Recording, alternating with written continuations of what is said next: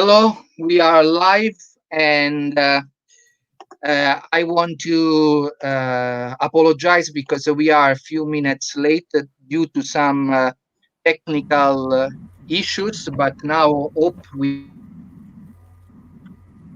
are all safe and sound. And I am very grateful to my guest for this program.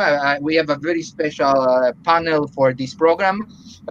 First of all, I want to introduce to you Father Joseph Fessio, that is the president and founder of Ignatius Press, and he was also a student by Cardinal Ratzinger, so he is a very precious witness uh, about the cardinal and his ideas and his teachings.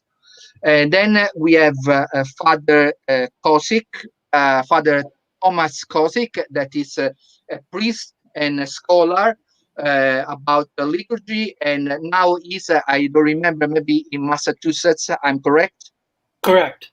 Correct, yes, he's in Massachusetts, and we will see Father Kosik, and maybe I will show immediately. He's the author of this book published by Ignatius Press, The Reform of the Reform, a liturgical debate, reform or return. I want also to show by Father Kosik this other book, Singing His Song, a short introduction to the liturgical movement that he published with Cora Books, that is also related to this kind of issues. The book I showed before, The Reform of the Reform, is a book that was published before the Cardinal Ratzinger became Pope Benedict XVI, if I remember correctly. I think it's 2003 or 4, something like this. 2003. The book was And three. published in 2003. Three, yes. So it is, we can may say the phase before what we will see what we call the liturgical reform of Benedict XVI. So we will discuss what are the changes, also what are the things that uh, change from the time he wrote the book 15 years ago. And then we have Monsignor Nicola Books. Monsignor Nicola Esatto. Books is a quite known Italian scholar of liturgy and of theology. Monsignor Nicola Book wrote some years ago also a very influential book that I want to show you so that you know, also published by Ignatius Press, that in English is Benedict XVI's Reform, the Liturgy Between Innovation and Tradition. For the one of you that don't know me, I am Aurelio Porfiri. I also publish many books, including this one that also I want to show you, where I also talk about the liturgy and about the issues coming in recent decades. The book is called Uprooted, Dialogues on the Liquid Church, and I wrote it with the Italian journalist Aldo Maria Valli. Originally, of course, is in Italian, and then it is translated now in English. So I want to thank you, all of you, for participating in this program, and I want to start with one thing, and I want the comment from maybe Monsignor Books first. Uh, Okay. this article you see is published by the Jesuit America, their magazine, and say Pope Francis, there will be no reform of the liturgy. This is an article from 2016, and I mean, you know that there are many that question this idea of the necessity of a reform of the reform. So, what you respond to the article? Oh, it's the question of the reform or the reform was discussed at this time by the Benedict XVI, then Cardinal Ratzinger, because Yes. someone asked, Yes. someone Yes. asked to him, why this expression, reform of the reform? So, in some way, he tried to correct this expression and saying that he intended a movement of the reform, a movement of unification from the old right and new right, but not from from the authority of the church, but from the natural development, liturgical development, and so it's not question of human construction or ecclesiastical construction, reformation, but it's question of to promote the true sense of liturgy with patience and love. These two terms he used exactly, patience and love. So this, I think, the original idea of Benedict XVI's reform of the reform. What can I say about the idea of Pope Francis? It's not easy to to understand what he thinks on a day or another day. So maybe it's very influenced from some, I mean, liturgical ideologists, and maybe I don't know if he understand very well what he say, because I can see that in some day you found a kind of judgment about the liturgy, maybe more traditional. Another day, very other ideas about liturgy. So for me, it's very hard to give a judgment about Pope Francis. Aurelio, let me give a little background here because of the origin of the term, the phrase "reform of the Reformed." Okay, go on. On March 25th of 1995, I was in Colorado Springs, Colorado for a conference. And one of the speakers was Father Brian Harrison, who gave a talk called On the Reform of the Roman Liturgy. I believe that's the first time the term was ever used. He gave the talk. The basic idea of his talk was that what happened after the council was not what the council wanted. We had the mass of prior to the council. It was reforms were called for, but they were far exceeded what the council intended. And therefore, he said, we now have to go back to the original, the mass before the council, relook at the council's intentions, and then reform the reform that has been done and bring it back into focus with what the council wanted. So I asked for a copy of that talk, and I sent it to Cardinal Ratzinger, and I asked him what he thought about it. And he wrote back. I remember exactly the day he wrote back because it was April 16th, 1995, exactly 10 years before he became Pope in 2005. And it was a very beautiful letter, but he told me, I agree wholeheartedly, uneingeschränkt, he said, with the thesis of Father Harrison. And he said, we do need a reform of the reform. So that, I believe, is how the expression got into the public through Father Harrison's talk. And then Pope Cardinal Ratzinger accepted that and said we needed that. And then we, Ignatius Press, we actually started a journal called Adoremus, the liturgical journal, which also Cardinal Ratzinger had encouraged us to publish. And anyway, that's how the thing got started. Mm. Thank you, Father, for this historical perspective about the term. But I remember a few years ago, before even knowing Father Kocik, I was curious about the title of his book, "Reform of the Reform," as a question. So I want to ask Father Kocik, what is your perspective on the book? Because if I remember, I have also your book here. You see, is about encouraging a reform of the reform, or questioning a reform of the reform.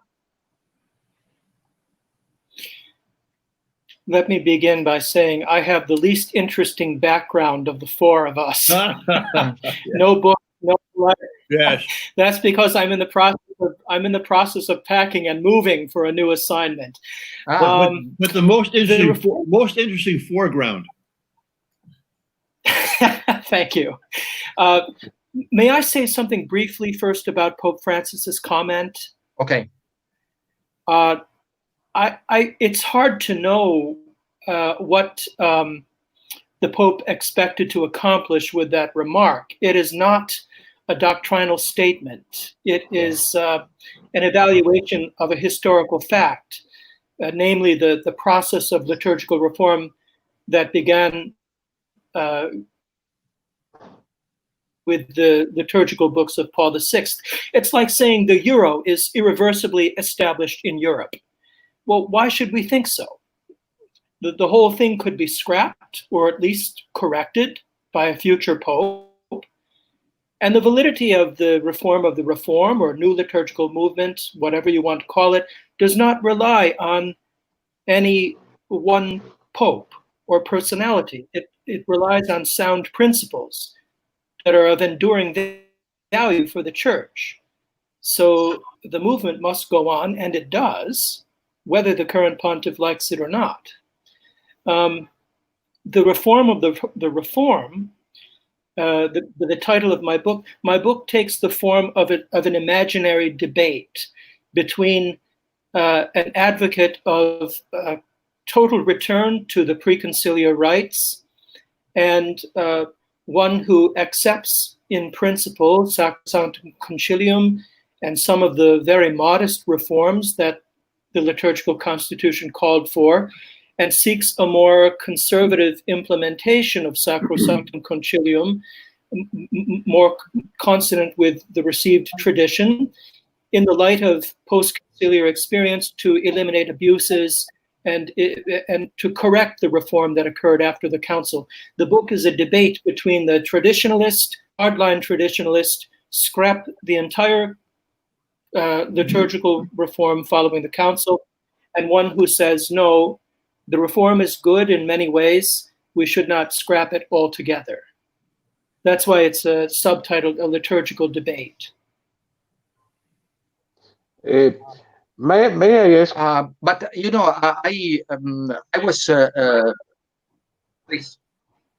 May I ask to Father Kocik, what do you think about the interview that Cardinal Koch recently got about this question of reform of the reform? I don't know if you read it in Italian magazine Timone, Cardinal Koch interview. Do you know about this interview with Cardinal Koch? Because Cardinal Koch just... I'm sorry, Monsignor. The audio is choppy. Can you hear me? He's asking about... May I repeat? Yeah, yes. Yeah, may I repeat? Cardinal Koch, about 10 days ago, got an interview in Italian to the Italian magazine Timone about the reform of the reform. You know that Cardinal Koch is a former student of Ratzinger's group, etc. So he got this answer to the question. In his opinion, the reform of the reform should be function of a unique right to turn back to unique right. It is said. So, of course, with patience and time, etc. During the time, we don't know how much. But what do you think about this idea to return to a unique right? Because I'm interested to your opinion. I'm sorry, Monsignor, Father, did I'm you not hear aware the of that question? interview. I've been away from. Okay. Yes, I did hear the question, and I'm sorry that I'm not aware of that interview. I've been away from media now for Okay, no problem, no problem. well over a week. But yes, I am aware. I believe it was Aidan Nichols, the Dominican theologian, who provided an appendix, one of the appendices in my book, The Reform of the Reform. I think it was he who proposed that the Novus Ordo be, and he didn't use the term ordinary form at the time, liturgy for the church in missions, essentially be regarded as a different rite from the classical Roman rite. I'm not doing him justice because I didn't have time to. I wasn't anticipating your question, so I'm sorry. I'm not aware of that interview, Monsignor. No problem, no problem.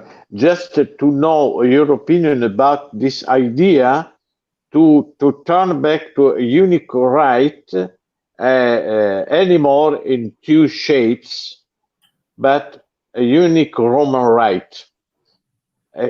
Just if you have an idea about. I want to comment. Yes. You mean yes? One? Yes, he means that there is this idea that also Cardinal Ratzinger suggested to Cardinal Sarah that at one point there will be the fusion between the two rites, the two forms, extraordinary and ordinary. So there will be one rite. So this was Cardinal Koch was saying that there will be a sort of fusion. Yes, Father. My own Archbishop here in San Francisco, Archbishop Cordileone, has for many years wanted to have what he called a mass of convergence, a missal of convergence. And of course, in the motu proprio of 070707, July 7, 2007, in the introductory letter, Pope Benedict said explicitly that he wants to see the extraordinary form draw on the ordinary form and the ordinary form draw on the extraordinary form. So there'll be a kind of a convergence there. So I think that's what Pope Benedict wants. By the way, on this term reform of the reform, Cardinal Sarah, of course, he's in a position where he has to be very diplomatic, but he says rather than use that term, he wants to use something else like renewal or something like that, but he didn't want to use the term. But I don't care whether the term is used or not.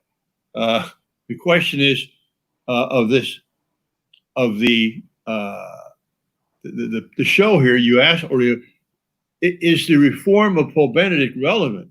That was the question you asked, and the answer to that is, of course, yes, it is, until such time as it gets implemented. Yeah, but I think it's also interesting this question about the possible union, you say, of the two forms, because many talk about this, and there are also many resistance on this idea, and resistances are not only from the traditional field, but also from the, we may say, progressive, to understand each other. So, Father Kocik, what do you think about this? And then we will go into the question of this debate. I now better understand Monsignor's question. We're talking about one organic developed Roman liturgy as modified modestly as the council desired, some simplifications. The most comprehensive attempt to show us what that would look like is a work by the late Professor László Dobzsay. He was a Hungarian musicologist, an expert in medieval chant. I did too, and he was a good man, a true gentleman. I met him in 2000, a couple of years later. But László Dobzsay's book is entitled, if you give me a moment, I will get the book. All right. Well, while you're getting the book, I made a little booklet many years ago called The Restoration. Oh, sorry. Oh, no. The Dobzhay's book is called The Restoration and Organic Development of the Roman Rite. And it was published by Bloomsbury. Yes. Of the Roman Rite. It was published by Bloomsbury in, I believe, 2010, shortly before he died. And Dobzhay not only tries to show us in detail what the rite of the Mass would look like, but also the entire liturgical edifice, the calendar, Holy Week, the liturgy of the hours, etc. And in an attempt to show what an organically reformed version of the Roman liturgy would look like. So, for example, as regards the Mass, he proposes no essential change in the structure, the text, the ceremony, as found in the Missal of 1962. But he does suggest that the secret or the prayer super oblata be said or sung aloud, as the doxology at the end of the canon, the embolism of the Lord's Prayer, an expansion of the number of prefaces moderately. The Roman canon in Latin has a privileged position, not necessarily striking the other canons, which the council did not call for. But I strongly recommend this book because it's so comprehensive. It goes farther than just the discussion of the Mass itself. Father Fessio, you were talking about the book. Yes, I did a little booklet called The Mass of Vatican II. But basically, my idea was this. The Novus Ordo gives you many, many options. And so I decided to celebrate Mass in such a way that I would celebrate the Novus Ordo. And every time there's an option, I would pick the option that was closest to the 1962 Missal. So, for example, I only use the first form of introductory rite, and I use only the Roman canon. And we have the Roman canon in the Latin. I do the proper parts in English, in the vernacular, and the ordinary parts, unchanging parts in Latin. And we face east, ad orientem. We have an altar rail. We have no altar, women altar servers. We give communion while people kneel on the tongue. And so basically, it is the Novus Ordo, but celebrated as close as possible as you can to the Vetus Ordo, to 1962. Now, I think a conversion missal will do even more than that, but at least it's quite possible right now, without any permissions at all, to celebrate the Novus Ordo so that it looks almost to the ordinary person as if it's the 1962 Missal. Mm. And indeed, I want to ask Father Kocik his comment about the question of our debate. Is it still relevant? What is the liturgical work done by Benedict XVI, because in the last years, and I'm not speaking here about Pope Francis, but I'm speaking in general, it seems that there is a sort of going back, but not going back to the pre-Vatican II Mass, but to the progressive understanding of the liturgy. So, in which way you see that the reforms proposed by Benedict XVI still are relevant today for us?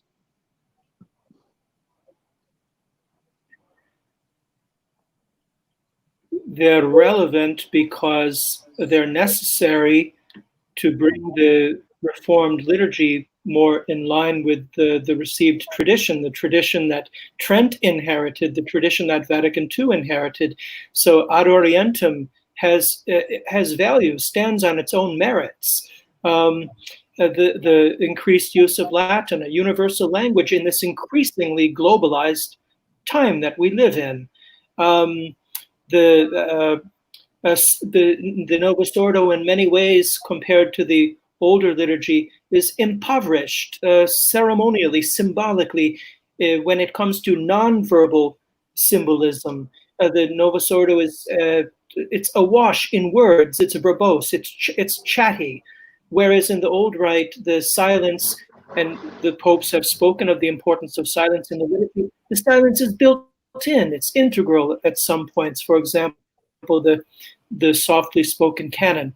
So personal liturgical example, bringing out, restoring the use of beautiful vestments from the Baroque period, which is not to confuse the tradition with one particular period, but I think it's important because it's all about restoring a sense of the transcendent, of the numinous, of mystery, which is not the same as to mystify people, but to give them a sense of the transcendent, of the sacred. That when we come to Mass, this is not merely a didactic exercise that we're engaging in. The priest is not there to be teaching us a lesson primarily. This is doxology, and that has to be symbolized by architecture, by orientation, yes, by sacral language. That's why the direction that Pope Benedict was taking us was very important, and I believe it's not going away anytime soon. When you look at the younger clergy, they're very much interested in this. Yes. And I want to ask first, I want to comment by Father Fessio on one issue, because your publishing company, that is the biggest Catholic publishing company in United States, has published several books that are relevant, for this kind of reform of the reform. Not only the books of our two guests, but also other, the book of Pope Benedict himself. So I want to ask you, do you feel that this kind of book have great audience, so people is very interested about this idea of the reform, or they are not selling more than other? Oh, we're selling tens of thousands of these books. And as Father Kocik said, at least in the United States, the younger clergy and the seminarians have a deep interest in the reform of the reform. And as I've said many times, I think Pope Benedict's book, Father Ratzinger book, The Spirit of the Liturgy, is the greatest book on the liturgy ever written in the history of the Church. And on Ignatius Press's 40th anniversary 2 years ago, we decided to republish what we thought was our most important book. And so we published a special anniversary edition of that book, including Guardini's Spirit of the Liturgy from 1918 or 1920. So yes, we sell a lot of books, but before I end this comment, I want to say, Aurelio, before we're finished this broadcast, I want to have each of us answer this question. If you could make 3 changes to the Novus Ordo right now, what would those changes be? Or, okay. And not necessarily change the Novus Ordo, but if you could implement three things, what are the top 3 things on your list of what we need to do for the reform. Oh, okay. Before we all answer this very interesting question, I want to ask Monsignor Books one thing, because we hear from our two guests from United States, and of course they have their own kind of environment and problems. But we Italians, we know that the resistance to the, to a better understanding of the liturgical reform from Vatican II, they are really great.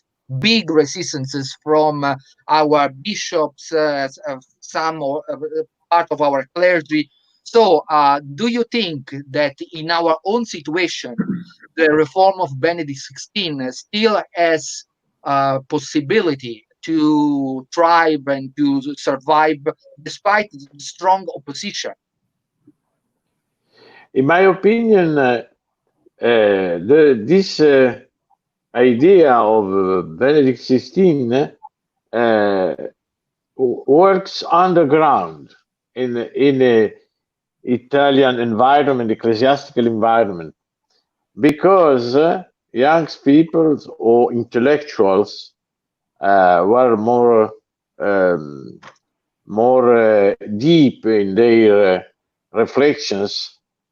In some way, they hope that some main points that Father Kocik before remembered.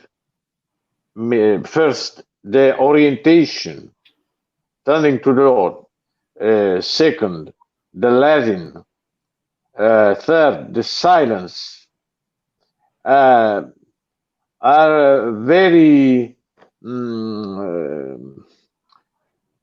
very wished from people, because as you know, in the new liturgy, new Novus Ordo, there is no orientation, no Latin, no silence. Father Cassian Folsom 2 years ago in a talk he got, he said that got an answer to the objection of people. Why in the old missal 1962 there is no mention of silence? Otherwise, in a new missal, in several points of the prenotanda, underlined the importance of silence. Why this difference? And Father Cassian Folsom got this answer because in the old rite, the silence is the context of the liturgy. There is no problem to speak about silence, because the silence is the atmosphere of the old rite. And the new rite, the problem is to speak about silence, because there is no silence. So you must speak about silence. So I think that this is the movement. I mean, I understand the reform of the reform as a movement of people underground in the church to pursue this objective, to recover the silence, to recover the Latin, also first of all in the songs, and first as Cardinal Sarah 2 years ago, to recover the orientation. Maybe the orientation in the liturgy, orientation to God, is more important than the Latin in some way, because the problem of liturgy today is to recover the perspective. Why I gave worship to God? It's not worship to me as a man. So this is question, but I think that this points of the reform work together with crisis of the church, because the church today is totally oriented to the man, not to the Lord. So this is why the liturgy in some way follows the crisis of the church. And this is why Benedict XVI said that the crisis of the church depends, first of all, from the collapse of the liturgy. So we are before to the collapse of liturgy. This is the question. The question is not to, the maquillage of the rites or particulars. Okay, we can also work about. We can open a workshop about this. But first of all, the problem is more and more deep. The liturgy is toward God or toward the man. That's right. I agree entirely. In fact, I'll answer my questions. My top 3 things to do would be this. The very first thing would be to change to ad orientem, precisely because of what you said, Monsignor, in your books. We're worshiping God. And the beautiful drama of the liturgy is that in the beginning, you're facing the people for the readings and the responses and the homily, because you're representing God to the people. But after the gifts are given, we turn and we represent the people to God.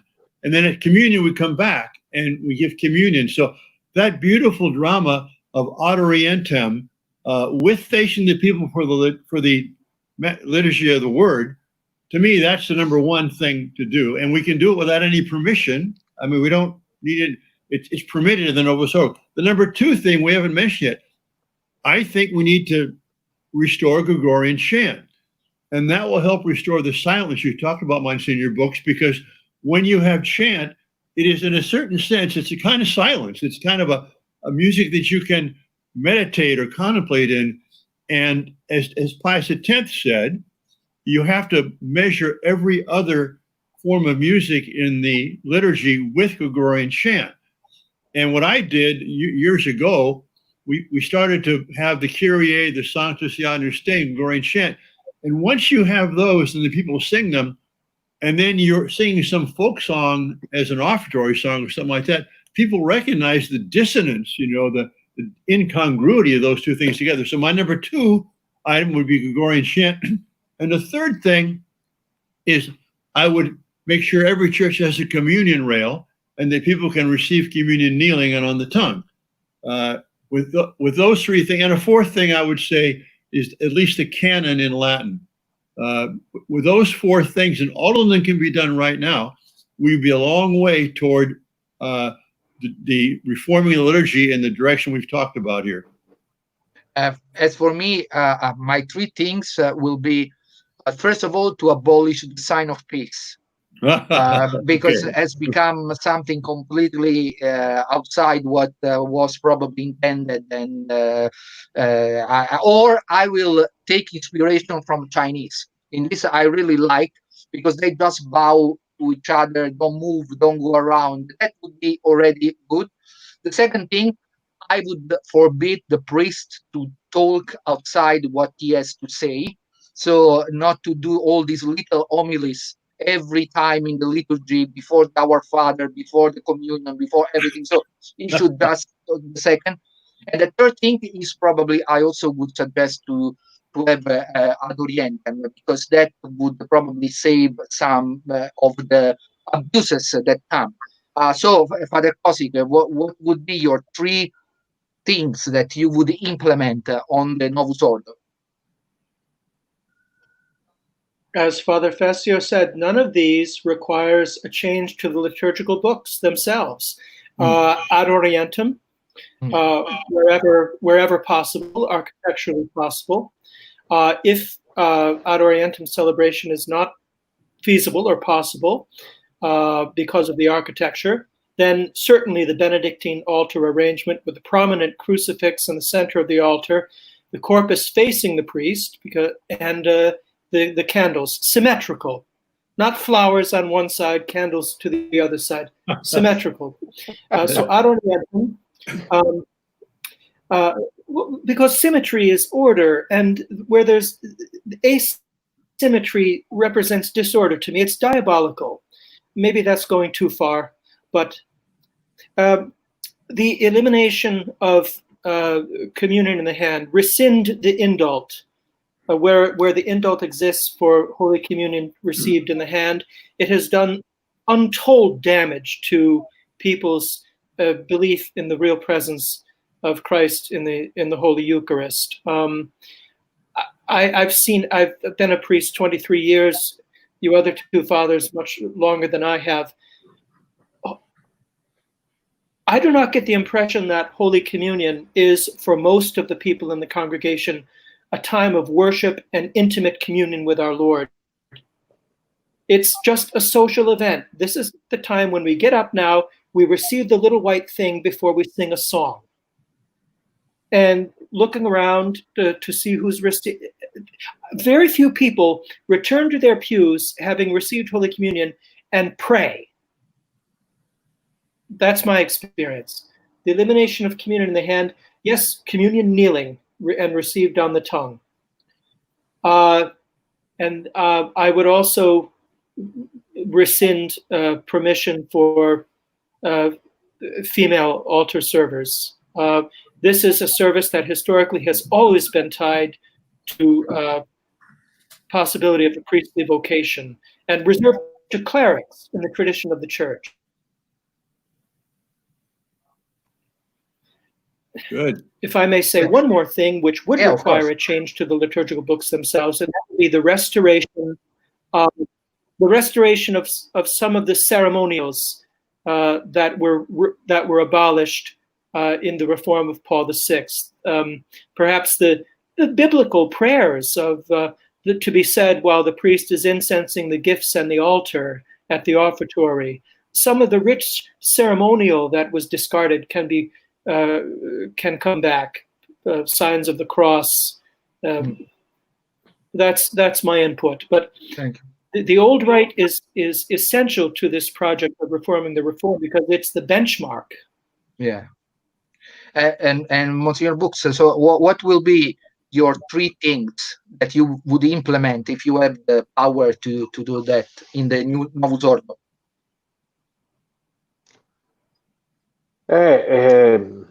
The orientation, you mean the 3 things, Father Kocik? That you would implement in the Novus Ordo to in the Novus Ordo? Yeah. Oh, okay. Cardinal Sarah asked priests in the world to start again to turn to ad orientem, as a first step to recover the true sense of liturgy. I mean, in my opinion, this is true. This is right. I know it's not easy because there is a misunderstanding of the nature of liturgy.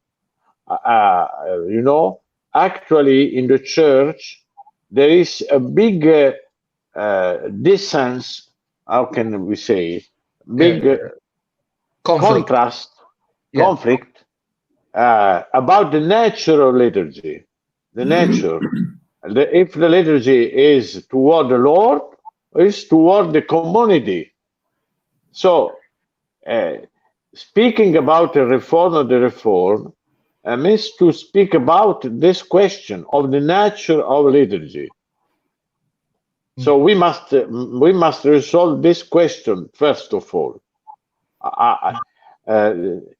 and then in order to help this reformation, I mean, we can propose first the orientation, and second the silence. The Latin, as Father Kocik said, in my opinion, is very important just in this globalization. But you know, we are in many contradictions in the church. In some way, we preach to be global, to be one, etc. Another way, we, spread in different paths our liturgies. So today, for people, it's very hard to share to Catholic liturgy. For example, in Sanctuary of Lourdes or in Rome, because in Lourdes you must assist Mass. We said in Italian, Mass spezzatino. I mean in English, in French, in Spanish, etc. So people doesn't understand at all the Mass. So why? But the question of the Latin is a hard question. But the silence is possible also in the new rite, in the Novus Ordo. If priests, I think the most of all depends from the priest, of course. And I want to ask one question that that complete this question. So we discussed about the Novus Ordo now, but if there is one thing that you would probably or change or suggest regarding the Vetus Ordo, so what is one thing that you would suggest? For example, for me, it would be that many people that are a supporter of the Vetus Ordo, they are a sort of archaeologists. You mean like they want to celebrate the Mass like was celebrated in the 30s, and I think this is a betrayal of the Vetus Ordo, because Vetus Ordo is much more than archaeology. So I want to ask about this question. yeah. Benedict XVI got this answer. Maybe to change the orientation of the liturgy of the word, the first part of Mass. I mean, to orient this to the people because it's the word of God towards the people, to us. Okay. And so this is maybe, actually in the old rite, the priest read the epistle and the gospel towards the altar. I mean, in cornu epistulae et cornu evangelii.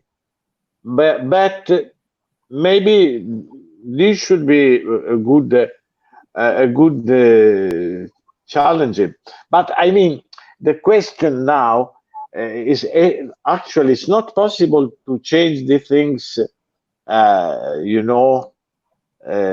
tavolino. Yeah. It's not possible because many people misunderstand this. So need to promote a movement in some way to explain the meaning of liturgy, of the different parts of liturgy, and maybe in the next generation, maybe something will happen. Father Fessio, what do you think about this thing about the Vetus Ordo? What there is anything that you would suggest? Well, I agree, if I understand correctly here, that we have to have a catechesis and instruction and so on. But people, I've experienced this myself when I was at Ave Maria University when they began. These students came from all over the country.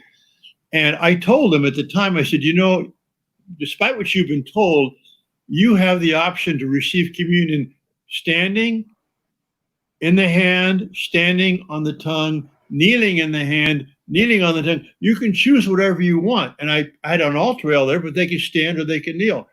Guess what happened? They all began to kneel. Once you give them the choice and explain to them, that you're free to do it, anybody who has any natural piety, when they see the Lord is there, the presence of Christ in their midst, they want to kneel. So I agree with Monsignor Books that we need a catechesis, but I think it can be done right now.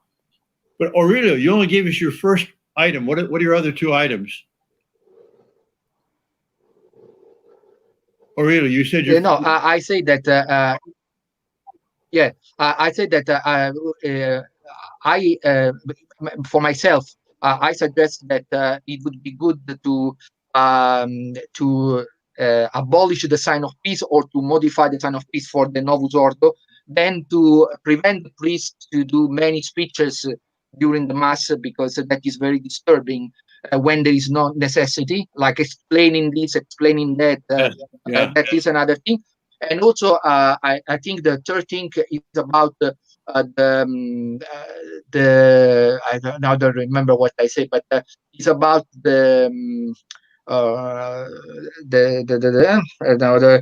probably it's about the orientation.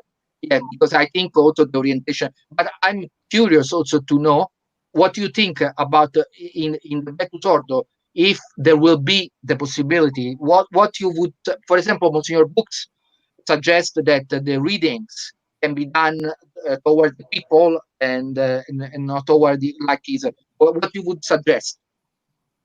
Well, I mean, I agree. I think as a Monsignor Book said too.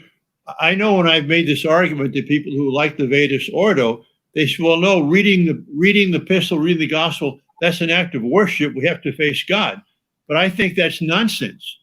I mean, it's clear to me that the liturgy of the word is God speaking to the people and the priest, representing the Lord, both by reading and by the homily. So I think that was a good change, and so does Pope Benedict.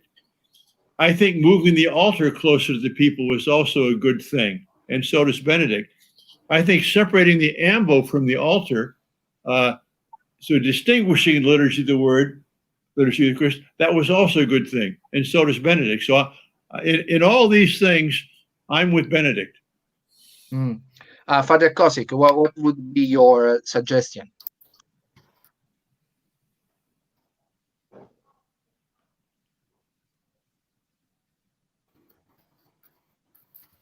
Can you hear me? Father Kocik. Father, can you hear me? Mm. Maybe you cannot hear me. Huh. Okay. Yes, there is some trouble connecting. You let me know when you can hear me. Okay, so that I can hear you. Okay, so do you hear my question? What would be one thing that you would suggest to change? I hear you. Yeah, okay. So what would be one thing you would change in the Beatus Ordo? Are you asking me? Yeah, you, yes. It has already been done. An expansion of the prefaces and saints canonized since 1962 as optional observances. Let me point out that it is already permissible in the Vetus Ordo at solemn mass for the subdeacon to face the people while he chants the epistle. There is a symbolism of having the deacon face liturgical north, not towards the people, which would be liturgical west, but liturgical north while chanting the gospel. And that symbolizes the ancient times when the north, beyond the mountains, ultramontane, that was the land of the barbarians, of the heathens. So we announce the gospel to the peoples of the north, that is to the. So I would be very, very hesitant to change ceremonially anything in the Vetus Ordo. Perhaps admit a little bit more of the vernacular when it comes to the mass propers, but don't tinker with it much beyond that. I'm not hearing anybody. Can you hear now? Can you hear me? Can you hear me? No. Yes.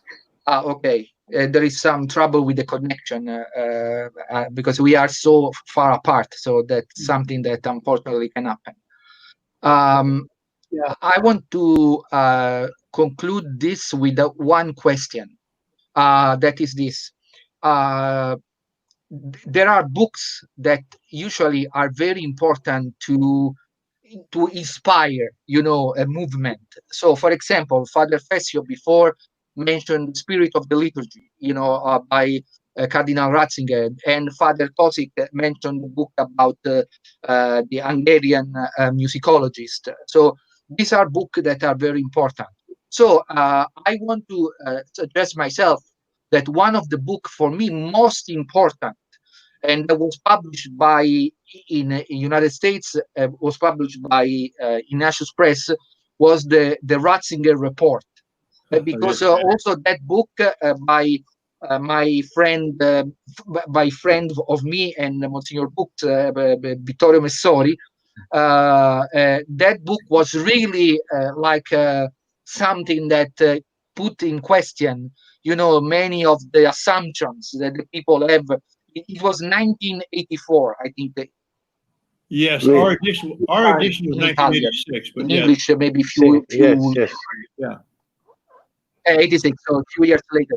So I want to ask you, what are for you the books, apart of the one you already suggest, that people should really read to have a good idea and understanding about this movement for the reform of the liturgy? We start with Father Fessio, that is the publisher boss, so we can give us some ideas. Well, no, I mean, to me, the Spirit of Liturgy by Karl Ratzinger is surpasses them all. It's the foundation. That's all you need. Okay. And Monsignor Books, what is your suggestion? My suggestion is, okay, of course, the Spirit of Liturgy of Cardinal Ratzinger, then Cardinal Ratzinger. Then there is a very interesting book of Michael Lang, Turning to the Lord. Yes. In my opinion, that book should be very important for the reform of the reform. Then, yes, Turning towards the Lord. Okay. Yeah. Then the Father Kocik's book, I propose to translate it in Italian, for example. I don't know if Father Fessio can contact some editor like Cantagalli, or I don't know, other editor, because in my opinion should be important to implement the debate, and Maestro Porfiri, I thanks very much to him for this opportunity. We must, transfer in Europe this debate, because there are people who like to debate, they are not fixed in their, their mind.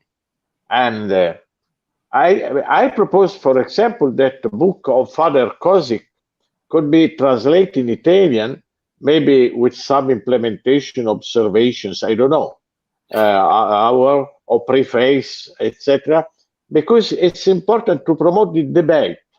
For example, I just would say that maybe in next month should be published a book for several authors about the Benedict's magisterium. Now I don't remember exactly the title of this book. I mean, I think I'm convinced that the idea of Pope Benedict is an idea we must implement it just through the debate, and also to practice this way to live the liturgy, to celebrate the liturgy. Also the new rite. For example, when I celebrate the new rite, because I celebrate the old and new rite, people, understand that there is something original. And I know many priests in Italy and also in Europe, they used to celebrate the Novus Ordo with the attitude of the old rite. no, ars celebrandi. And I think this is very, very important. And this will prepare the reform of the reform. No, this is the reform of the reform. Because if priests first start to celebrate Mass with devotion, with the orientation to Lord, with the respectfully of the faithful rites. With I agree with gravitas. Father. I Okay. agree with Father Fessio when he said about the communion. We cannot impose the way to receive the communion. No, no, you must receive the communion stand in the hand, or otherwise that we should try to respect the conscience of the faithful, because the faithful, live in this time. They, I think that I said what I said. Yes. Good. And Excuse me, right, Monsignor, yes. I wish to bring to your attention, to all of your attention, there is a title in Italian that came out in 2009. It's the only non-English publication specifically about the reform of the reform that I'm aware of. It's by Don Claudio Crescimano, La Yes, della I Riforma. know it. I know. Yes. Yes. Okay. So I don't know if it would be too similar to my book. I don't think because I read it. I know Don Claudio, but Okay. I think in my opinion, it's quite different from your book. The format. Maybe Yeah. we can add some subtitle. I don't know, And just to. But I think it's important to implement the debate just through the publication of the. Maybe Maestro Porfiri can I mean suggest the best way to do it. Yeah. I think that's a very important thing, and also what we are Maybe doing. Maestro, maybe including also the sacred music and the sacred art, because we Yeah. cannot dissociate The liturgy with the the music. music and art from the liturgy. Yeah, of course. Also, because as Father Fessio said at the beginning, or also Father Kocik, we cannot speak about orientation if don't say something about the loss of center in the architecture, post-conciliar architecture. Yes. I just use this title, the loss of center of the very well-known, I don't remember the author, but well-known architect who wrote this book, The Loss of Center. Of the center. Yeah. So I want to thank you for this participation, and I want to just say a few things before we finish.